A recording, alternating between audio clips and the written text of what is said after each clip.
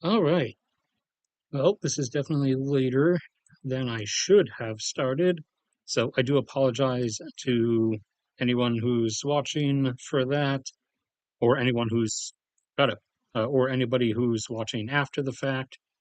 You could probably skip the first minute or two like usual, but I'm going to try to make this one quicker than the last two, which ended up being like 2 hours each or something.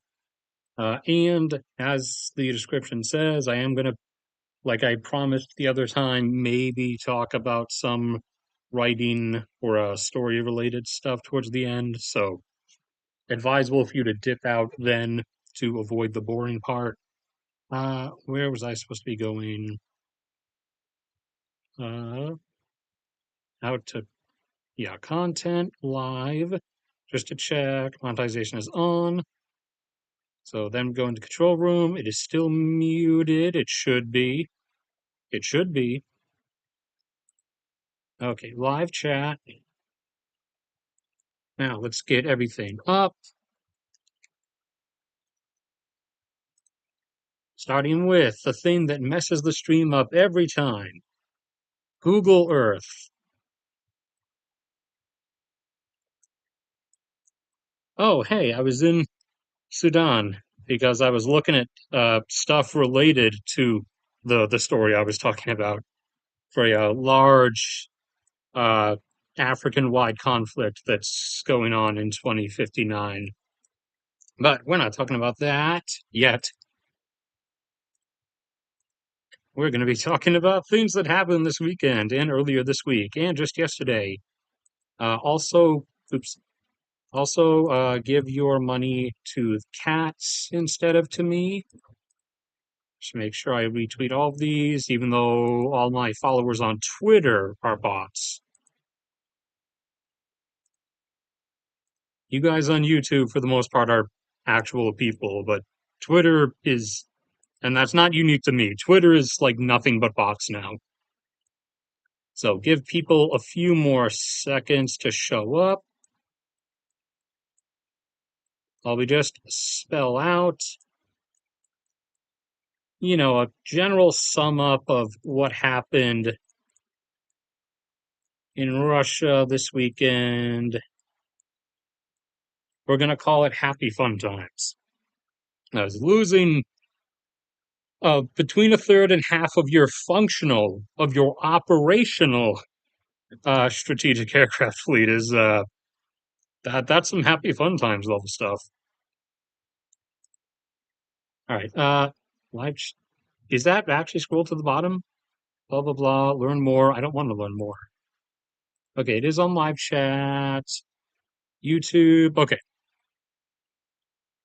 so I'm gonna take a sip of water. We can go for three minutes. All right, take the sip, then we're gonna just start right away.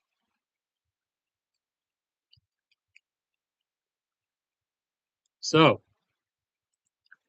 there's way too many for me to actually go through them all, but uh, get back to when they started, which was I think it took place on May 31st for us over here in North America, but technically it was June 1st over there in Russia because that's the other side of the earth and time zones and stuff.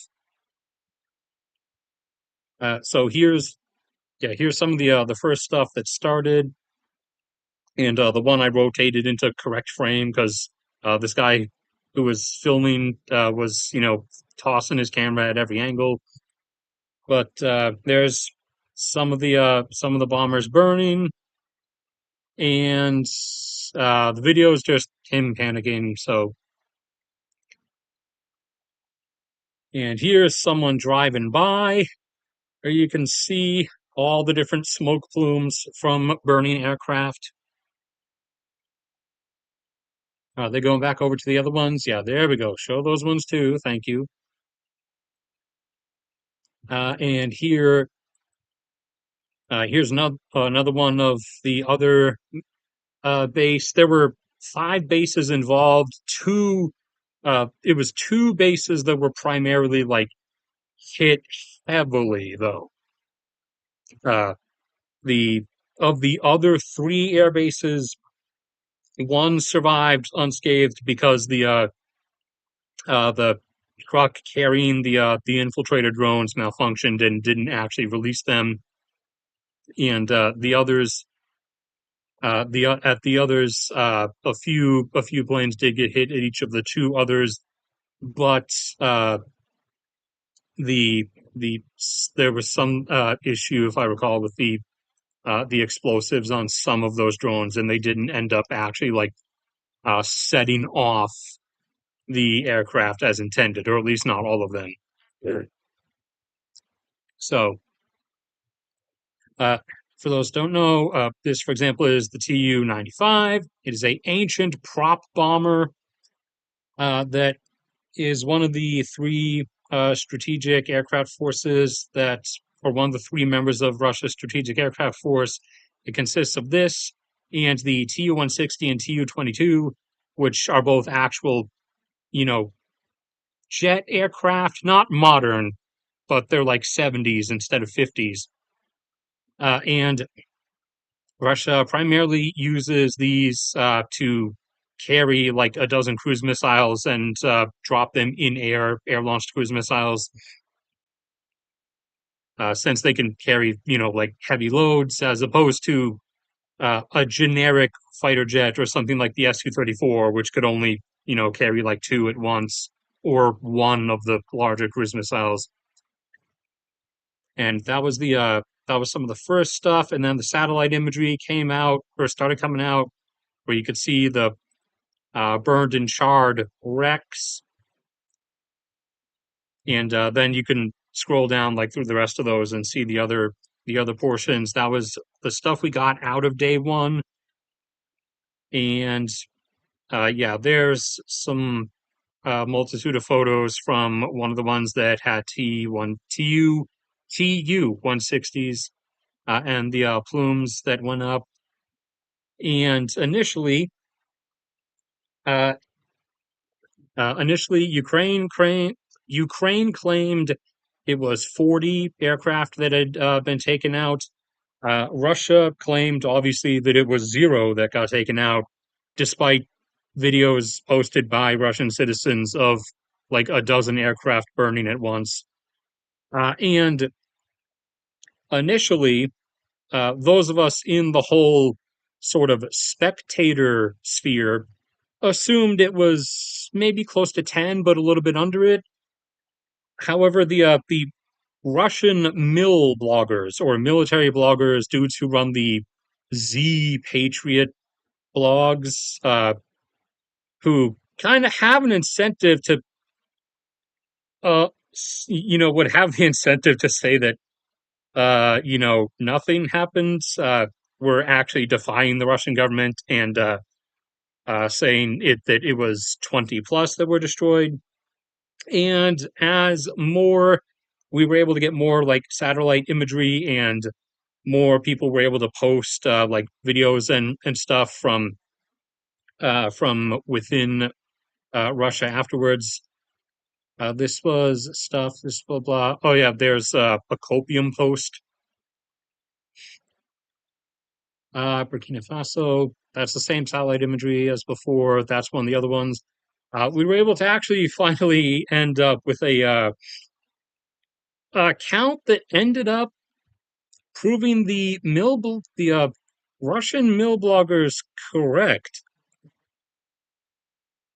It was kind of assumed that they were also maybe overstating how much was destroyed, just out of kind of out of spite towards their own government lying. But it turns out they ended up telling the truth about the rough number, at least. Also, Israel started bombing everyone around them again, but we'll get to that in a second. And there is some actual videos from the moments of impact and explosions, which, again, terms of service, I can't show, because likely people died in those videos. Uh, I don't know which like aircraft had people within range of the explosion at any given time. So I can't show those because I'm going to get TOS, and YouTube's rapidly deleting a lot of channels right now over the slightest, most minor of infractions, including using copyrighted content, by which they actually mean the user's own content. So, for example, you guys know I've been making all my own graphs and stuff to use and to have on the free access drive for you guys, since everybody's putting stuff behind a paywall. So, there is a chance in the future YouTube might just delete me from existence for violating copyright terms by, using these graphs that I made and, giving me and saying that I stole this content from myself. So just be aware that is a thing that might happen if the channel suddenly disappears one day. But final numbers after we do a rundown of the actual whole plan and how it played out. So, via unspecified means, no, no idea which countries, which borders, or anything, but Ukraine smuggled a bunch of they smuggled a bunch of drones with some pre-programmed like activation stuff and apparently AI visual recognition of aircraft of what like their target aircraft would look like. So this might be the first serious incidents of like actually seeing something like that in action. They smuggled these in uh, months in advance and basically anonymously contracted Russian truckers to just truck these crates to, some nonsense location on the side of the road outside of major Russian air bases, which the Russian truckers, when interrogated by the FSB, admitted, yeah, it seemed kind of weird, kind of sketchy, but money's money, and they were paying. So if someone's paying me to do something, I'm going to do it. So they drove these there, and then activation signal went, and the roofs of the containers or crates popped open. Draw a little hinge here. Let's put an arrow there. They popped open, and buzzy, buzzy, buzz, buzz, buzz. Little honeybee swarms of these drones came buzzing out, and they went to the pre-programmed coordinates, which were those of the airfield they were supposed to target, and started picking out aircraft and suicide bombing them. And we got the results that you saw, with all the burning smoke plumes included. So total taken out, although two for the TU-50, TU-95s, two are not entirely confirmed as of the moment, but in total, seven 100% confirmed taken out, two more likely but not yet confirmed. Uh, six, that is six, right? One, two, three, four, five, six. I can count. Six TU-22s, two A-50s or AWACS aircraft. These important long range over horizon monitoring and warning and command and control center systems, which Russia, this isn't the A-50, this is the US version, but Russia has their own version.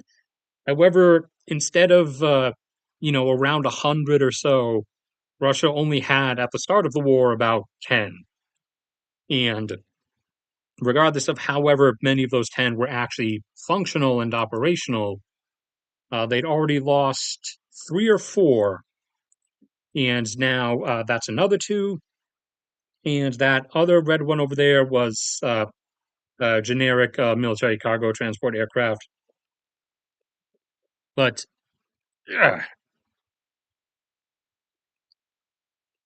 The hold on, the hold on, my brain is working. I promise it's working. Oh, yeah, okay. So the color coding here, uh, this was incomplete when this dude posted it. He meant to like remove the destroyed and damaged aircraft from the operation from all of the category brackets, but he posted it before he got the Tu-22s off of up there. So the green ones are the Russian strategic aircraft now remaining that we know are actually operational. And the yellows are labeled as maintenance, which is likely not functional, but probably could be functional in a few weeks, maybe a few months if they wanted to bring them out. In this case, that designation is going based on a lot of these, obviously, the individual ones that are designated yellow have been going back through like years of satellite data. They've been just sitting in one spot in like one airbase since like say 2012 or something and have not moved since then, which indicates they haven't been used, and if they're not being used then they're not being maintained because there was never observed any like maintenance crews or vehicles around them either. So they exist, but they are not, at least immediately, ones that could be used for anything. Granted, they probably could be brought back into service if they wanted to, but it would take a little bit. So their operational fleet has been shrunk. Granted, uh, they still they still have enough to actually like continue launching cruise missiles at Ukraine, but they do have the limiting factor now stacked onto that we've observed, and I told you guys was coming a while ago, that they've reached their like threshold limit in terms of remaining air launched cruise missiles or air based cruise missiles. The number remaining like on hand, aside from what gets manufactured each month, of a few hundred remaining, that someone in Moscow, not Putin, because if he knew, then he would still have every last one of them launched at random hospitals and kindergartens. But someone in Moscow in the command staff uh, seems to have it in their head correctly that it would be a good idea to not literally expend every single cruise missile you have in existence. That you might want to keep some of those on hand in case something happens. So they have been at the point for a number of months since the later portion of last year, actually, where they can only really work with the new batch that gets produced each month, which is about 60. So each month they can do a wave of 60, whether in one night or spread out over a few nights. Those are going to have to be pretty spread out now because of this particular damage done. Or they can wait a few months for a few batches to have like, between 100 and 200 expendable on hand, and then use those for like a really big attack, which is what they did a few weeks back. So now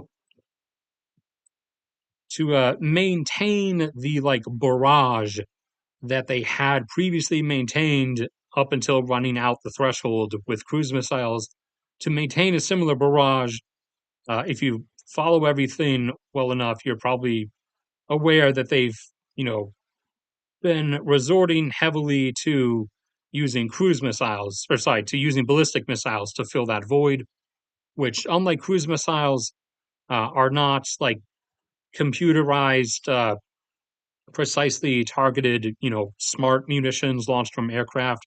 They're big, rockets, cumbersome, that are launched from the ground, that go up out of the atmosphere, arc, and fall back down on a ballistic trajectory. And they have been getting shipments in exchange for, uh, we're assuming probably free grain for the most part. They've been getting shipments from North Korea of old 60s ballistic missiles that the Soviet Union gave the North Korean regime generations ago. And since they would have difficulty doing a, response to Ukraine's Operation Spiderweb with cruise missiles, they were going to do a big ballistic missile attack. However, part of that was sort of disrupted because in Bryansk, where again, for some reason, no lessons learned about just clustering things out in the open, out on the tarmac or the apron of a civilian airport in Bryansk. Yeah, here's some of the explosions from a distance. Yeah, uh, they had they clustered up their launcher trucks with the ballistic missiles because ballistic missiles have to be carried around and launched by these special trucks. Missile truck. Yeah, for example, license details. Oh, that's copyright. Can't show that. Oh, that's copyright. Can't show that. Oh, that's copyright. Can't show that. This one, maybe. Okay. Well, that's potentially safe for like 2 seconds. So they have to be launched from these specialized launcher trucks. And so they hold a bunch up onto the tarmac at the Bryansk like regular airport. And so, that was kind of obvious and in plain sight. So they got targeted by a Ukrainian drone swarm, and those got taken out. And that rocket fuel is actually still cooking as of this moment. So that plan was kind of interrupted a little bit. They were still able to launch from other locations, but the big cluster they had in Bryansk was kind of hit before it could really do anything. And that's Taiwan related, so we'll get to that in a second. All right, let me drink some water. Then I'll look at chat like a responsible person. And then we'll move on to the IDF continuing to bomb everybody in sight.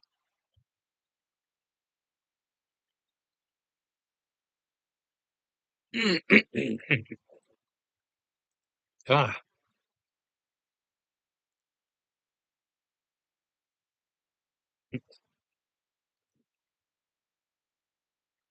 three 3D printers. What honestly, what would a like actual regular, not a company, but like just a regular person like really be using one for? And like, aren't those like 3 grand or something? So, moving on here, as we already discussed, Israel is pushing back into Gaza again, and finally just came out and said that they are just going to occupy and annex Gaza, and the Palestinians are going to be sent somewhere. The apparently, apparently, uh, Benjamin and Donald are really trying to pressure Libya into taking them. I don't know why they've settled on Libya like so thoroughly, but they really want it to be Libya. So they're back to really trying to pressure Libya into doing it again. But Libya's still saying no, and also saying we can't really talk to anyone about anything right now because our civil war just restarted. But over the past few days, the IDF has resumed bombing Lebanon, including sporadic locales across the middle of nowhere, and also bombing locations right in the middle of Beirut, and as well as bombing locales throughout Syria belonging to the new Syrian army of newly the newly established government after, and this is another example. This is another example of somebody intentionally like chopping off their own fingers in terms of like getting rid of any potential goodwill or soft power. They had, after already having destroyed a huge amount of the equipment and military vehicles that the old Syrian army had before the new reformed Syrian army could actually like get a hold of them, after already having taken that out and effectively negated the new Syrian army from being any kind of threat in the first place, not that it was going to be or intended to be, uh, Israel then recently actually stopped because we were kind of pressuring them to, and said, had told the new government in Damascus something along the lines of, all right, if you guys, target these like small radical dudes, these radical groups, and these like former dudes over here, if you do that yourself, and if you stop, like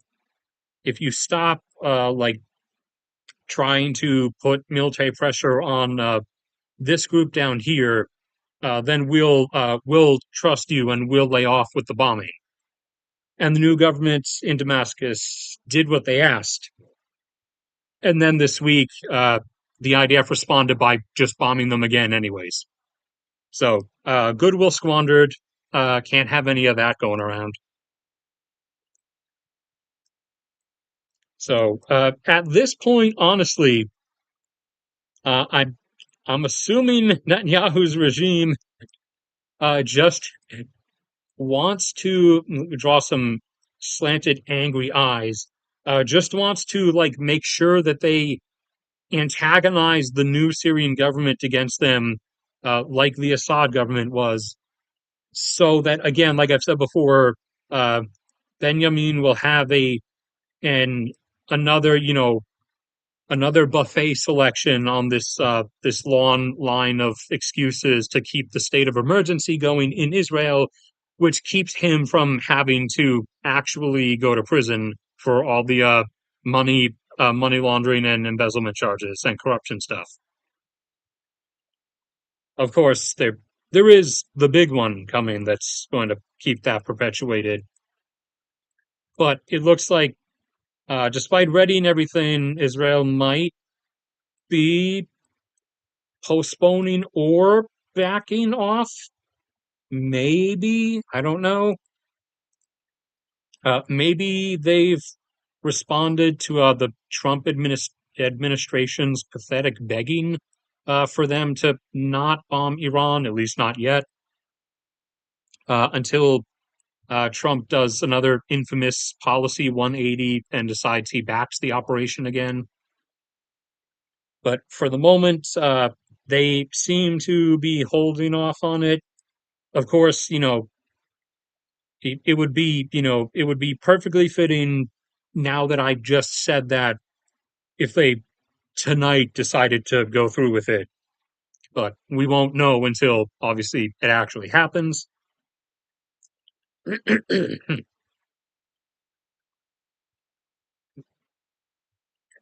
Let's see. What was I what was I thinking about or forgetting? I'm not sure. There were some terror attacks in Burkina Faso, and oh yeah, uh, the of the two different groups in Sudan, the primary ones in the civil war. Remember, it was there was a dictator until there were two generals who in 2020 couped that dictator, and they had agreed. They shook hands basically and agreed, all right, we'll work together and we'll overthrow him. And then after we overthrow him together, then we'll fight each other to see who gets to be the new dictator. So they successfully overthrew him, and now since then they've been fighting over who gets to be the new one. The group that had been like on the outskirts had actually gotten into and around Khartoum. However, since then, that has now been undone, and they've been kind of pushed back. And I don't know if they control like that or if it clips over to there. So they've been kind of pushed out and back. So it had initially looked like the I'm just going to call him the outskirts general. It looked like he was potentially going to be the winner, and it would still be a totalitarian regime, obviously, but at least the civil war part and the mass starvation would be over because they were in the capital, and it looked like they were going to overrun capital general's dudes, but then they got ousted. So now they're the front line is some wiggly, waving, indistinguishable line in the desert and out in the Serengeti or the savannah. And also, in the meantime, of course, never to let an opportunity go to waste. Uh, Outskirts General, he's not just fighting to try to be the new dictator. He is spending his time multitasking because he's also, massacring people, the Darfur people over here in the Darfur region. Hundreds, sometimes a couple thousand a day. You gotta multitask. Never let the chance pass you by to do a little bit of genocide, as a side project. So, no situation where Balfour is not getting genocided. That's coded into the system, apparently. And it looks like, for the time being, maybe, for the time being, India and Pakistan seem to be standing down. So uh, their water wars getting postponed back to the original time frame, which granted is a large window of anywhere between now and 2040. They're that was one of the ones where like there's no hard indicators that it's going to be at a like pinpointable time, like a narrowed range of just a few years, like the very soon upcoming invasion of Taiwan from China. That was, pretty firm indicators of mid to late 2020s. But the India-Pakistan conflict, that uh, India could go for it at any particular time between now and 2040, by which they will have completed the water diversion infrastructure projects on their portion of the Indus River. Plus, they also kind of will want to push further into Pakistan so that they can, get further along the Indus River, get more portions of it to divert for themselves. So they're gonna have to do that for the whole water reallocation thing to avoid their groundwater depletion to be successful. They're gonna have to do that and end up with this conflict as a result sometime before the aquifers begin to run dry, which will be in the 2040s.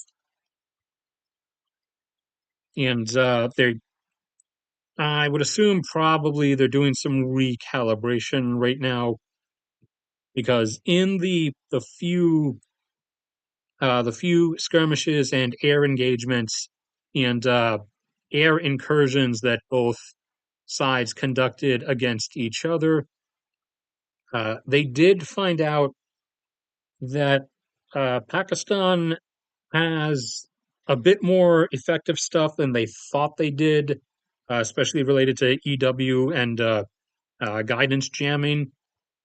That's part of what happened with the three Indian Air Force aircraft that crashed up in the Himalayas.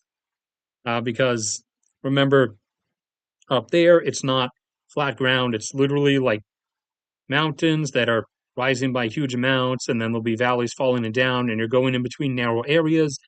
So if there's some kind of like scrambling going on, screwing up your heavily computerized instruments, especially in the dark as well, then it makes it a lot easier to not know what you're doing and crash into a mountainside. And it does work over flat ground as well. This did happen to aircraft, to some of the Iraq Air Force's aircraft during both Gulf Wars, because of signal jamming stuff. But it's a lot easier to make those crashes happen in massive mountain ranges.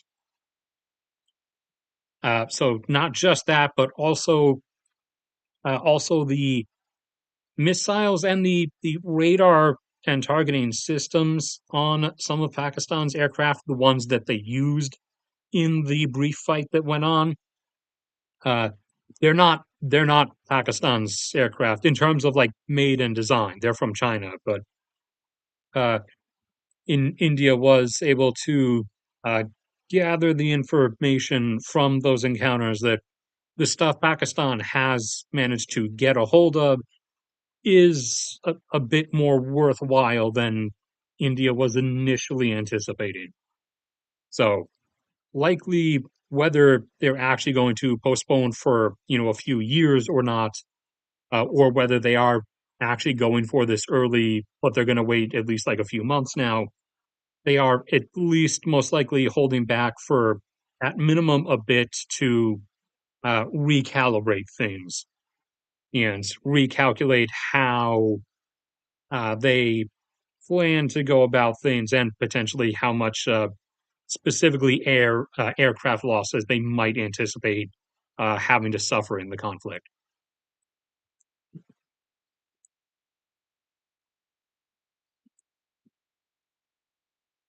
Uh, what else? Oh, yeah, I said, where is it? So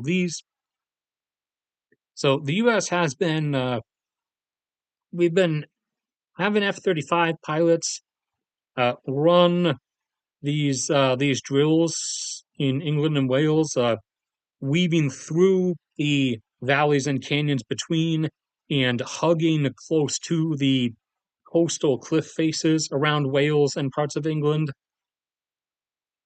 And it's being insisted that it's literally just practice for fighting in the air over Wales or England, but it's really getting them trained and practiced up for doing valley weaving in the Taiwan mountains and hugging the coastal cliffs, particularly on the eastern side of Taiwan. So this is us actively prepping at least a number of our F-35 pilots for that upcoming conflict, which is hopefully an indicator to you guys of the reality, not possibility, but the actual reality that we are directly going into it. This is not a Ukraine thing. This is us getting directly involved, because the even without us, the invasion just by its very nature would still likely end up failing. Just not as horribly as we would want it to fail. And we don't want to permit that, 5% chance of it succeeding. So we are actually going to directly throw ourselves into it.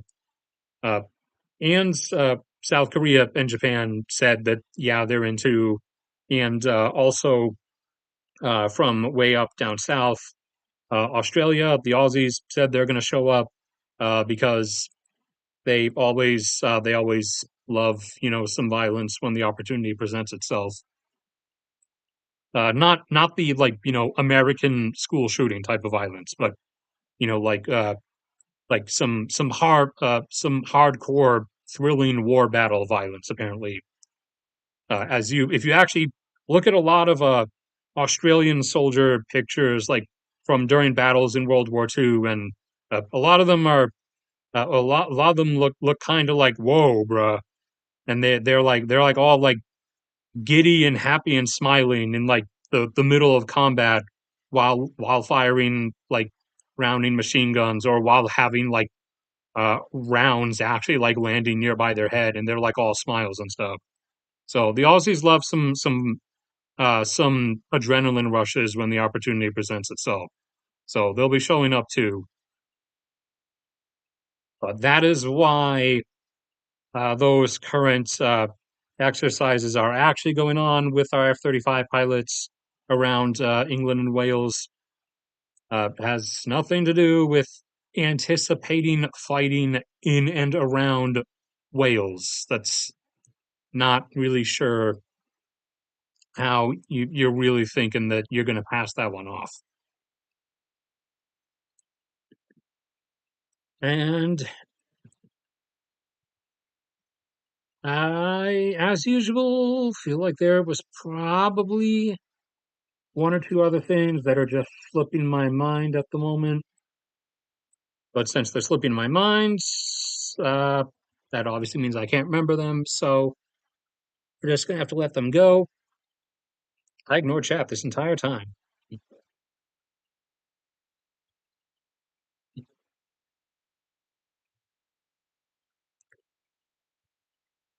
Uh, Oil and gas prices. Basically that will entirely depend. That will entirely depend on this. If if and when Israel does actually do their big air campaign against Iran, whether or not we get involved or not, that will cause oil prices to spike up immediately, even if Iran ends up doing nothing regarding their Gulf oil infrastructure threats, as they have claimed that whether or not the U.S. is involved, if Israel strikes them or does an air campaign against their nuclear facilities, Iran has claimed that they will launch massive ballistic missile and drone attacks against the oil and gas infrastructure of all the other Persian Gulf nations. So everyone from Oman and the UAE through Qatar, Saudi Arabia, Kuwait, and Iraq. And we have been observed over the last number of months rapidly moving in a huge amount of air defense assets into the region. So the air defense density is enough that if Iran does actually back up that threat, most of that stuff is not going to get through. But given the penetration rate from their prior large ballistic missile waves against Israel itself, uh, somewhere between like 1 and 10% is probably still going to end up getting through. And then you have basically random chance after that of uh, how much damage to what particular infrastructure ends up being done.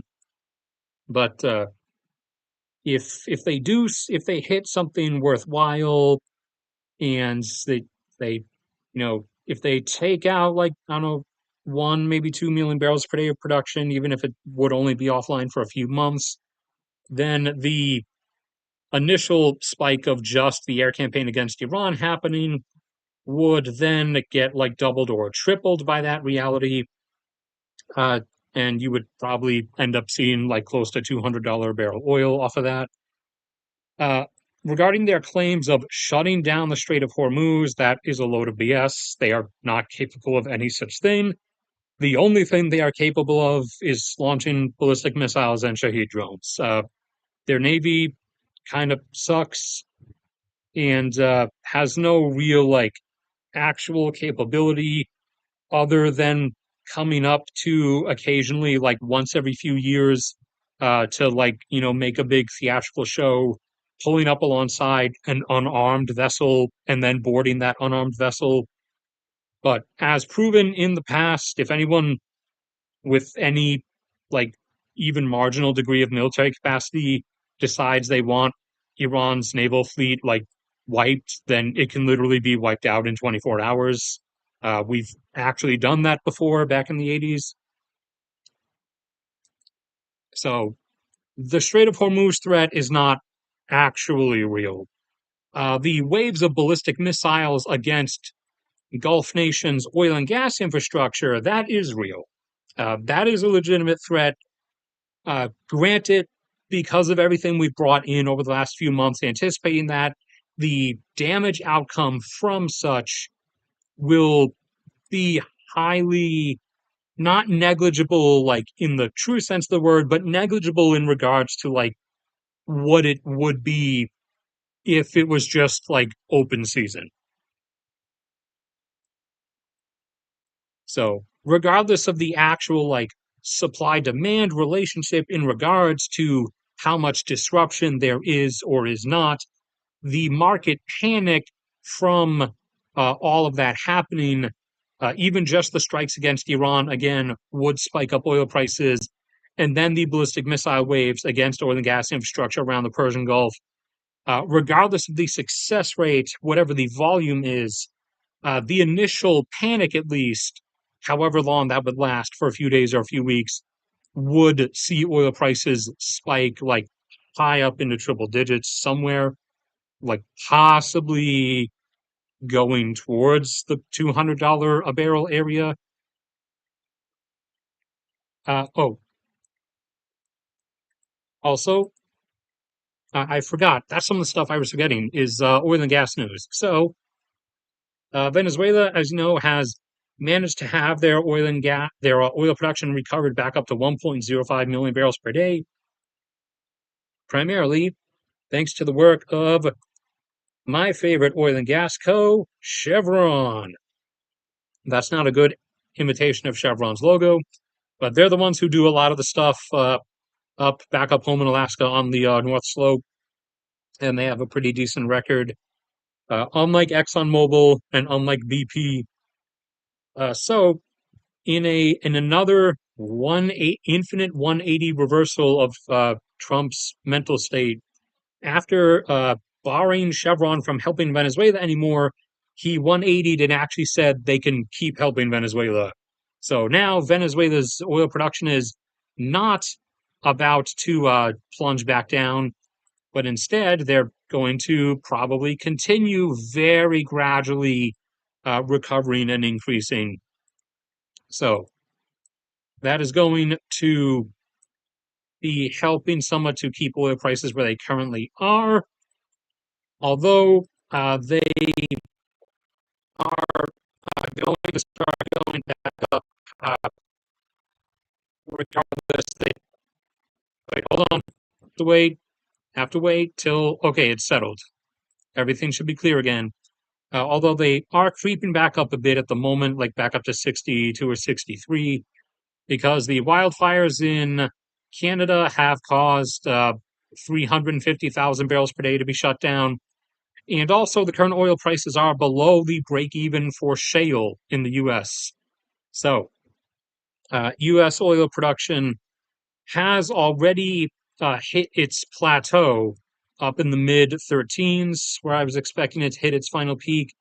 And it's down around 13.4 right now after hitting the highest point of 13.6.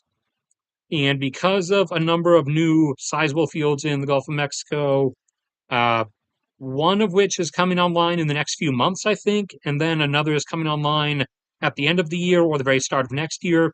Those will be enough each to give like sudden abrupt boosts like that, which will probably be what puts, along with the a few projects back up home in Alaska as well, doing similar things. That will probably be what puts makes the U.S. punch up to its like final slightly higher peak before continuing the downturn. which has begun in shale now as they are stopping their new like drilling activities because they're below break even prices now. So the active drilling rig count in the U.S. has begun dropping and is it was at like 485 or something, and now it's down to like 460. It's probably going to hit 450 or something of the like by the end of this week and keep going down unless oil prices suddenly went back up.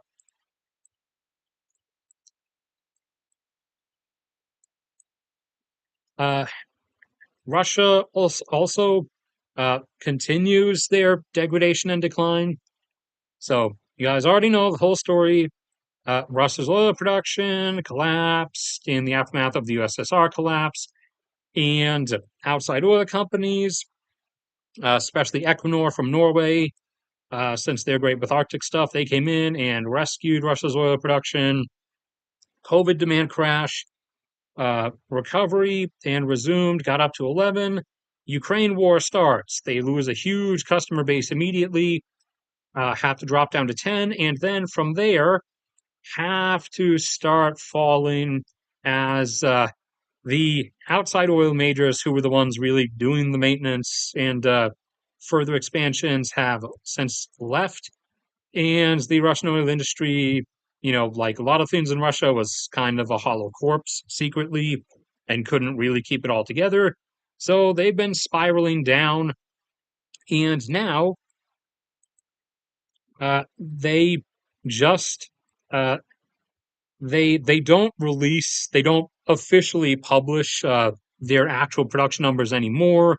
So they make everybody do like backwards math via shipment trackings, thermal stuff from fields, and also occasionally in the OPEC production stuff, OPEC will just list their numbers despite Russia telling them not to. Saudi Arabia doesn't really care and will just do what it wants. So they do occasionally also just like randomly admit things, though. It's really bizarre and there's no coherency whatsoever. So in the last couple weeks, or sorry, over the course of May, they had up to this point been declining gradually or slowly, but now in May they just abruptly cut down by another 170,000 with no actual like. Usually there was some kind of excuse or umbrella that they hid under, like they were doing their cuts out of solidarity with OPEC, or they were doing it to punish the evil, decadent West, even though the West isn't the ones buying their oil anymore. So they wouldn't be hurting the West by doing that. They'd be hurting their own friends, China and India, but whatever. Now, uh, this new sudden, like larger drop, larger than the like 30,000 barrels per day per month that they were losing. No actual reason or excuse given this time. They just chopped it down. So that puts them at around 8.6 in reality. And other oil and gas news that I forgot. Oh yeah, Norway. That new field in their Arctic waters is temporarily on hold because there was a maintenance issue detected in some of the underwater flow tubing and stuff. The field I learned is Castleberg. Hammerfest is the name of the like processing facility that the pipelines tie back to. But whether Castleberg or Hammerfest or I think there's one in the North Sea called like Thorfest or something. Every Norwegian oil field, for some reason, Norway explicitly names its oil and gas infrastructure. It explicitly gives them names that sound like heavy metal bands or heavy metal concerts or something. So I don't know if that's like the actual thinking inside uh, the Norwegian Petroleum Institute, but that's what it feels like. Like they're really seeking that out and doing that on purpose.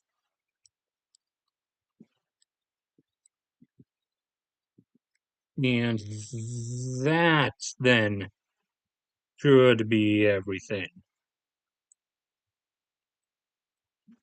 Unless I end up recalling something else.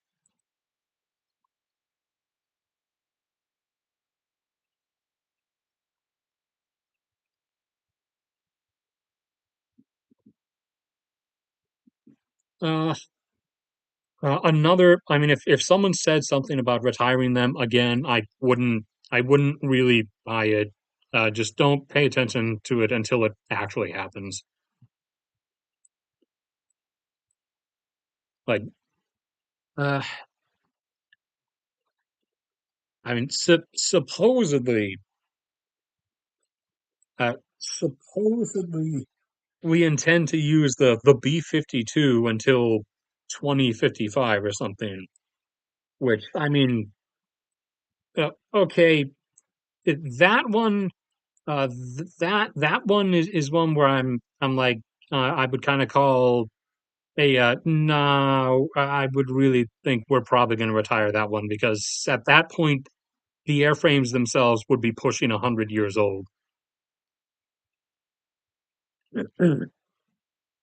and utilizing the B-52s uh, for like actual direct bombings at least that only works out against enemies that have no air defense of any kind whatsoever,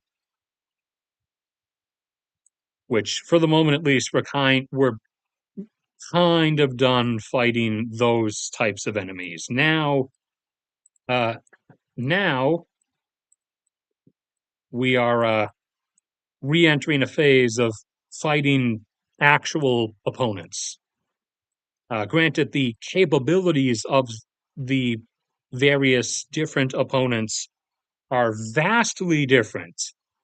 You know, one of these two is much more militarily capable than the other over here. Let's do a sad face.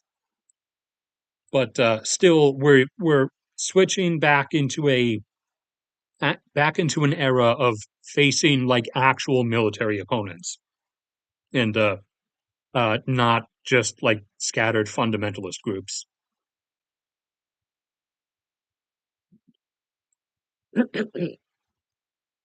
Time for more water. And then this is probably going to be the end of the regular part of the stream. I might, like I said I would last week or the other week, whatever it was that someone asked, I might talk about some of the 2059, 2060 writing stuff. Maybe. Depends on how I feel like 30 seconds or a minute from now.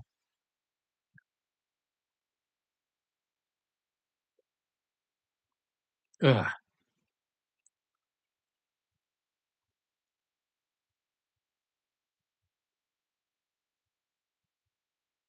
All right. Nothing else, anything on here that got exclusive. And yeah, everybody dropped off once the war stuff started.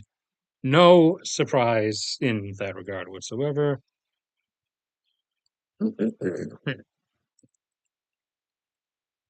I'm pretty sure that's everything actually important. So I'm gonna do actually wait, even for the writing stuff, if I do talk about that, I might still use Google Earth. But I don't want to.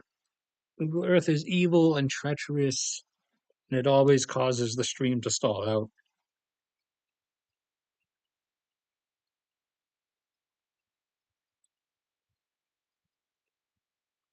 Yeah, I'll probably save that for another time, actually. Although I will like one that I might actually be more prepared for. I will show a few things though. Uh, like this, and I'll make these uh story related things available in a folder on the in the Google Drive.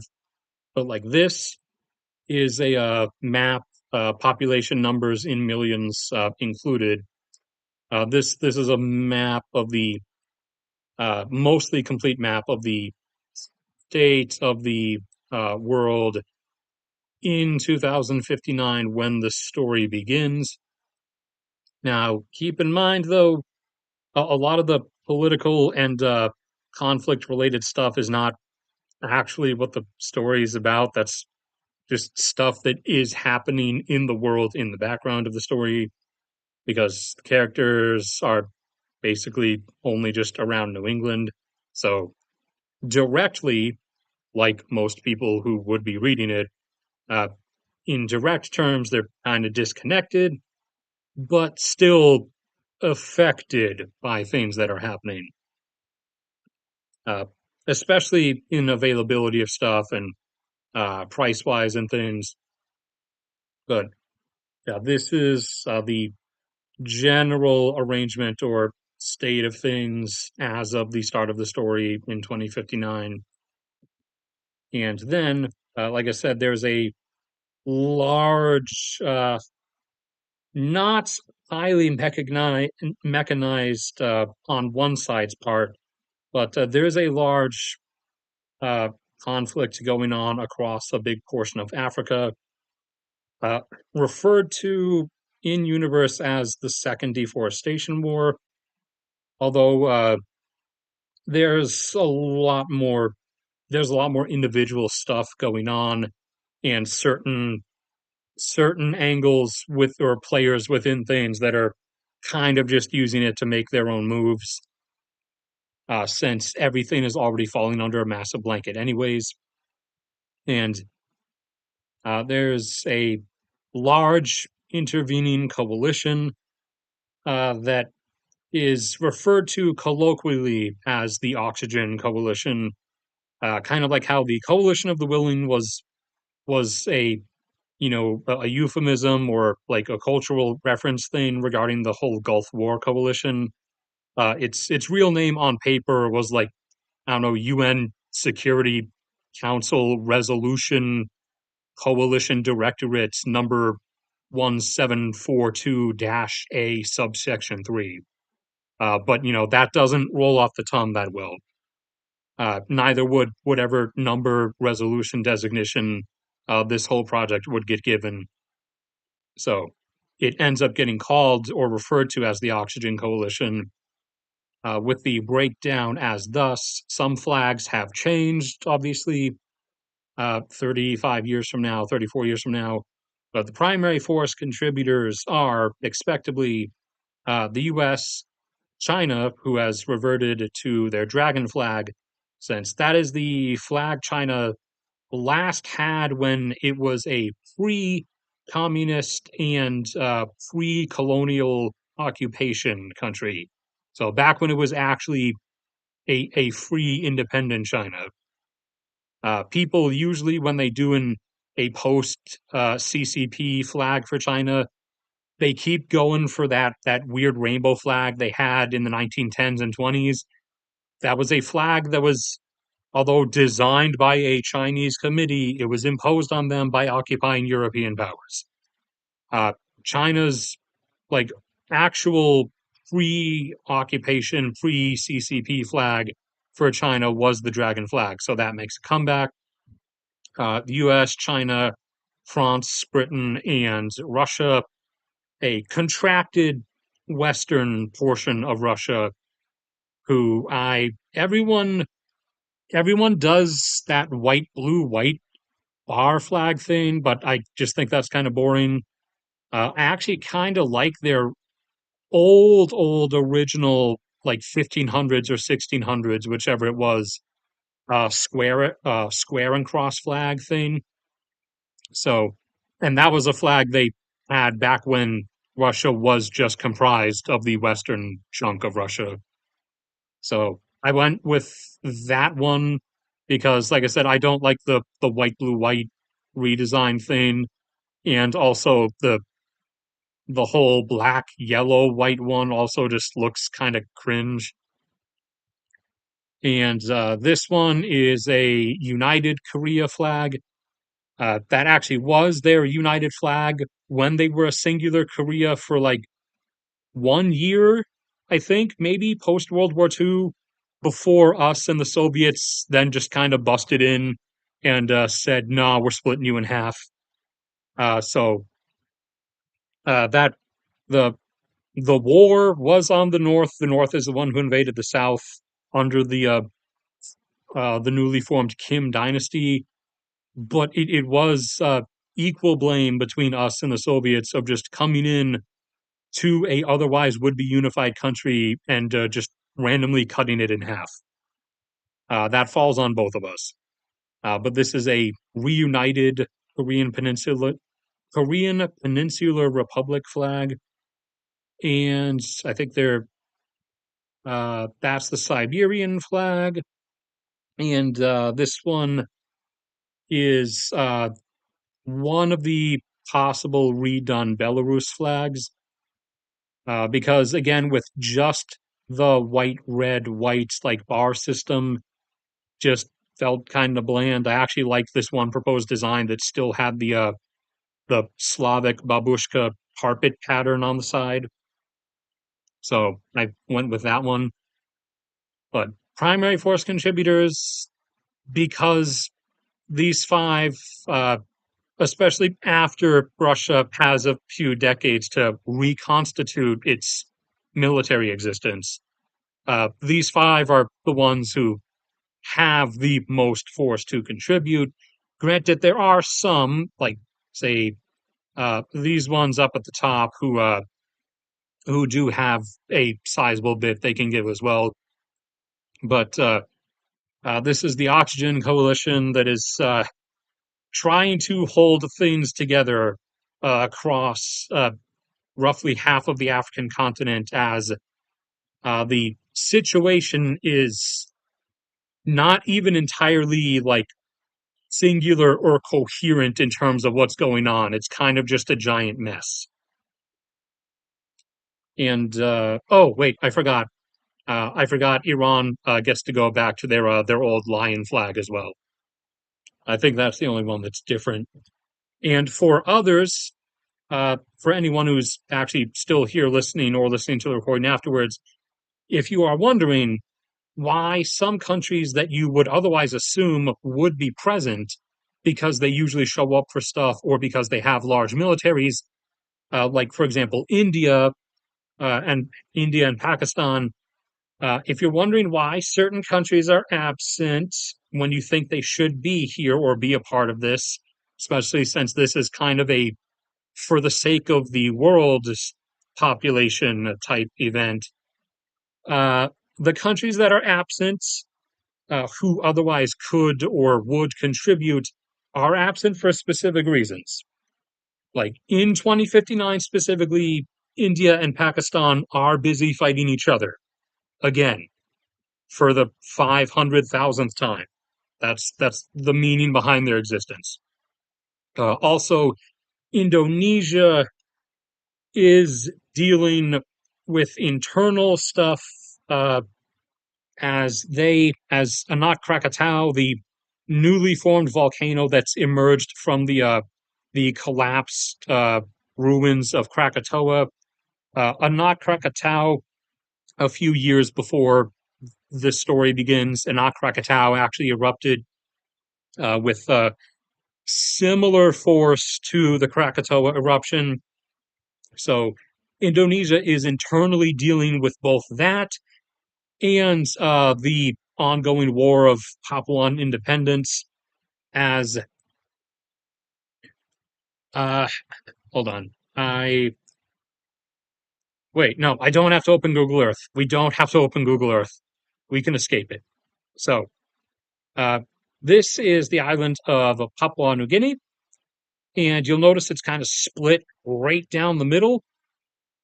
That the people across the island are all Papuan people, and yes, ever since the Dutch left and granted Indonesia independence, they have wanted to unite and be like a single island of Papua New Guinea. Indonesia doesn't want that because no one ever wants to willingly let go of territory, even though it's really difficult for them to do anything on the island because everybody hates them, and the Papuan Liberation Front is constantly conducting terror attacks on them. So, in a unclean world, which this world is, both this one's both the real world and this future world 34 years from now, because like I've said, this is not a way off derailed like fictional universe where like aliens happened or uh superheroes became real or something, or some really specific event happened. This is just like a close enough thing I can give you to what you'll actually see, especially in terms of your regular everyday life in 2059. Regarding the whole second deforestation war conflict, that is more specifically me choosing, for the sake of a more interesting story, somewhat, to have a bunch of events that are likely coming at some point. It's a case of me sort of deciding it would be narratively more interesting and put more strain on the world if I chose, for story reasons, to have all of those events happen at once. Sort of like, it would have been a really wacky, fun time this decade if the Ukraine invasion, the Taiwan invasion, the India Pakistan war full out, and the whole Israel spiraling, bombing everyone, and war with Iran situation. If like everything had actually happened almost simultaneously and were going on like concurrently right now together, as opposed to this kind of like, staggered, drunken separation we've seemed to have between the events.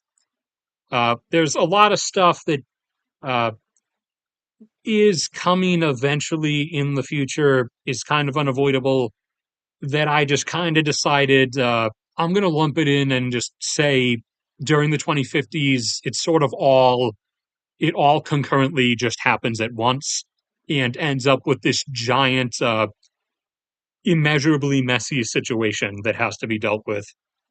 But anyways, uh, where did I start that on? Oh yeah, like the real world, the stuff people would want to happen doesn't always happen. Like some places have gotten their freedom they wanted. In this case, like Balochistan, for example, Tibet, but Papua New Guinea or the western portion of it wasn't one of those because during the first deforestation war, which was smaller but did involve a bit of conflict between Indonesia and the outside world. Uh, Part of the like backhanded or backdoor agreement that ended up settling things, where Indonesia agreed to use its military force internally to keep itself from any further deforestation and to safeguard reforestation efforts in exchange for like twisting their arm into actually signing on to that. The whole rest of the outside world kind of quietly agreed to not not question the whole New Guinea thing and deny any support to the Papuan liberation movement and let Indonesia continue like clinging on to the western part of Papua New Guinea. So as part of a more one of the more like sort of kind of 50-50 underhanded grimy dealings that went on in order to get uh, a what was the what's the term for that? Not pragmatic, but uh, utilitarian, to get a better, more a bigger impacting utilitarian outcome uh, as a as part of an end to the first deforestation war. It was collectively, quietly agreed to like sacrifice the whole Papuan freedom thing in exchange for not losing the Southeast Asian rainforest, and for the sake of potentially, hopefully, re-expanding the Southeast Asian rainforest. And I'll force myself to stop there before I go on with that for too long. No. Nigeria. Oh, Nigeria. You had good hope, but you threw it all away, just like South Africa. Nigeria is gonna. Nigeria's already kind of on the verge of internally splintering. Not really in right now, like present day real life. Not talking about the story. Although Nigeria is kind of Nigeria is kind of split in the story, just not officially. Uh, but Nigeria already is having some internal pull aparts right now, and also is constantly having things like South Africa, except Nigeria is trying to catch up really fast. Like they're trying to speed run the infrastructure breakdown black hole process. It's taken South Africa like a couple decades. Nigeria now seems like they're trying to speed run it in like less than one. And a huge part of which, just like in South Africa, is because of politicians in the government are just like siphoning off huge amounts of money into their own bank accounts and not having it actually get reinvested into, for example, maintenance and upkeep of their oil and gas infrastructure, which is the source of, a huge portion of their revenue. And if they moderated themselves, the politicians I'm referring to in Nigeria, if they moderated themselves and like only took out personal amounts of money that were like proportional to how much money Nigeria itself earns, which is, a lot less than uh, countries with, big economies like the US or France or Japan or China, where, corruption exists, but the amount of money that, flows through the country is like so big that it's able to not really cause that kind of damage. If they moderated themselves and took proportional amounts of money for their personal cuts, then, they wouldn't be causing this much damage. But the politicians there are just like taking huge, huge chunks, which again, in a nation with a lot smaller of an economy, those huge chunks are like really, really damaging to see just, go missing. And in investigation wise, just like in South Africa, that even happened last year. I think I talked about that in a stream a few times. I don't know if you guys remember that one, but the South African version of the Department of Justice or whatever actually decided after the finance department, publicly admitted that something like $40 billion, and this is in a country whose GDP is only 500 billion. So, that's not 40 billion out of like the US's 25 trillion or out of like Germany's 5 trillion. That's 40 billion out of actually less than 500 out of less than 500 billion as like their total economic cycling every year. The South African finance ministry publicly admitted that, hey, we've run over the accounts for, how the government's money was spent last year, and like 10% of it just kind of disappeared. And the Department of Justice in South Africa, or their version of it, actually decided they were going to try investigating that. And one by one, the like heads of the investigation just started mysteriously turning up dead with, gunshot wounds to the head. Just like those whistleblowers who were like uh, you know, publicizing all the shady safety negligent stuff that Boeing was doing. how all of those guys just mysteriously keep committing suicide via gunshot wounds to the back of the head, execution style, because that's just how flexible they are. They can get their arm behind their head like that, and they can get the gun, which they put a suppressor on it because they didn't want to bother anybody else in the hotel room. They just they can twist their arm that well. They're like flexible Olympic gymnasts. They can flex so well that they can get a perfect, like 90-degree straight on angle to the back of their own skulls. But anyways, that's going to be it for this one.